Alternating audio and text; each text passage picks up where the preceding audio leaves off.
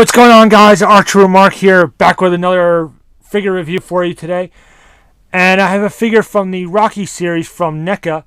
This is Ivan Drago. I love saying it like that. I don't know why. Great character, played by Dolph Lundgren back in Rocky 4. They're really cool. This is the battle damaged version.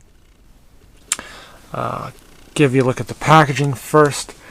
So you see the title Rocky, just an amazing movie. The first one in particular, but the whole series in general is really good. Really nice full image of Rocky there. We have his manager Mick and Apollo Creed, played by the great Carl Weathers, and another side headshot of Rocky Balboa, of course, played by Sylvester Stallone. Here we have the character name of Ivan Drago. You see here ages 14 and up. See Rocky 4. This is basically the image from the movie poster that you would see. Very dynamic. Down below you can see MGM Studios, NECA, Real Toys, made in China, all that interesting stuff. On the back, again, Rocky, iconic image of the two arms up. Rocky proudly holds the world heavyweight title, but a new challenger has stepped forward. Drago, a 6'4", 261-pound fighter who has the backing of the Soviet Union. Nothing can truly prepare Rocky for what he's about to face. A powerfully charged fight to the finish, in which he not only defends himself, but the honor of his country. Celebrate the 35 years of the phenomenally successful Rocky saga with this brand new collection of movie-accurate action figures of the Italian Stallion and his infamous opponents. And here we see some of the other figures. You can get the Rocky Balboa. Here's the Apollo Creed and Clubber Lang, played by Mr. T. Okay, very cool. Okay, so here is the Ivan Drago figure. And just the detail and the paint apps of this figure is really nice. First, look at the head sculpt. Again, this is the battle damaged one, where he's been through a war. You know, Rocky gives him one really great shot. Bludgeons his eye there. You see the mouth guard. You know, just they did a really good likeness of Dolph Lundgren here. We've seen him a little more recently now in the Expendables films. And just really great detail just on the muscles and arms and the little paint apps that kind of make it look like sweat. And you got, of course, the red and yellow trunks of the Soviet Union. There's the Soviet image there. And the same paint scheme on his boots. Okay. And just really well done. The sculpting, the paint apps, like I said, it's just they did such a great job. And another thing, with other figures, you try and hide the joints a little, the hinges and whatnot. But it's harder to do with figures that don't have clothes. It's just the trunks and the boots and of course the boxing gloves. But I think they did a pretty good job of hiding the hinges for the most part.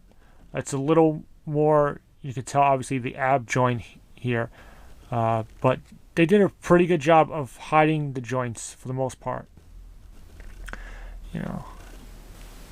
Especially in the upper part of the figure. Okay. Go over articulation real quick. You have a bulge on your neck, ball in shoulders, bulge in elbows, swivels at the hands or the gloves, of course. You have like a ball joint torso. You got a sort of like ab crunch, like rocking back and forward motion. There's sort of a swivel in the thighs isn't much of, you know, any other movement is kind of restricted by the trunks, the boxing trunks, and you have ball-hinged knees and ball-hinged ankles, and also hinges on the toes, so you can really get him standing pretty well. The figures stand pretty well, and can pose them in some pretty good action poses. Obviously, these are meant to make it look like they're boxing. And they just, again, look at that face sculpting, just really well done. Again, it's a great move. It's a great character, great sort of villain, if you want to call it that. It's really just an opponent for Rocky. And when the movie came out, you know, USA versus Russia, there was a lot of, it was very poignant at the time. So, you know, you had all this stuff with the Olympics and Russia boycotting the Olympics and all that stuff. So this came out soon. This movie came out a little bit after that had happened. You know, there's obviously a lot of history between our two countries, so it makes for a very interesting dynamic. But so if you're a Rocky fan, I would say definitely pick this guy up. If you have the Rocky Balboa to go with him, just makes for a nice display. You know, just pair them up together. There is a non battered version, just a plain version. Basically, it's basically the same, as just there's no like blood on the face and whatnot. It's just like a plain regular version. I don't have that. I may get that one just to sort of complete the set one day, but you know, I got this guy, and I'm pretty happy with him. So there, if you don't want a battle damage version, there is a regular version out there as well. So, but this guy is, you know, definitely recommended. Really good figure, painted, sculpted, articulation, all that stuff. You know, and there you have it. You know, you know, if he dies, he dies. You know, Ivan Drago. So I hope you liked this review. As usual, comment, rate, subscribe, and I'll leave you with this warning with Ivan Drago, because it's quite simple.